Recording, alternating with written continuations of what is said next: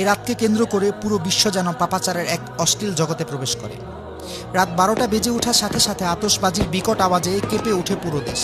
মুহূর্তেই ভুলে যায় আশেপাশে থাকা অসুস্থ মানুষগুলোর কথা। 2022 সালে আতশবাজির বিকট আওয়াজে প্রাণ হারায় 4 মাস বয়সী ছোট্ট শিশু উমায়ের। ফানুস উড়াতে গিয়ে রাজধানীর বিভিন্ন জায়গায় অগ্নিকাণ্ডের ঘটনা নতুন নয়। অসংখ্য অগণিত পাখি ঝাঁকে ঝাঁকে মরে পড়ে থাকে রাস্তায় রাস্তায়। কে নেবে এর দায়? গল্পটা এখানেই শেষ নয়।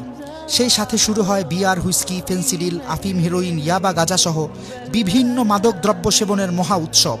বিভিন্ন ক্লাব ও দেশের অভিজাত হোটেলগুলোতে চলে নিষিদ্ধ পল্লীর নগ্ন মহড়া। উঠতি বয়সের তথাকথিত বহু আধুনিক তরুণ তরুণীরা লিপ্ত থাকে অবৈধ কর্মকাণ্ডে। জাস্ট এনজয় করতে গিয়ে সম্ভ্রান্ত ঘরের অনেক তরুণী নেশায় বুঁদ হয়ে সম্ভ্রম বিলিয়ে দেয় জাস্ট ফ্রেন্ড নামক হায়নাদের কাছে। বহু জায়গায় কনসার্টের আয়োজন করা হয় এবং নারী পুরুষের এই অবাধ মিলন মেলায় যেন অশ্লীলতার জোয়ার ওঠে। রাজধানীর বিভিন্ন রোডে বাইক রেসে দুর্ঘটনার সংবাদে গরম থাকে প্রচার গণমাধ্যম। বড় অবাক লাগে। প্রতিবাদ তো দূরের কথা, কথিত সুশীল সমাজ তখন মুখে কুলুপ এঁটে বসে থাকে।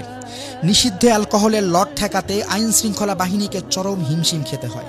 একজন মুসলিম হিসেবে কি ভেবে দেখেছি এ জাতীয় বস্তা পচা নোংরা সংস্কৃতি কি আমাদের পক্ষে শোভা পায়?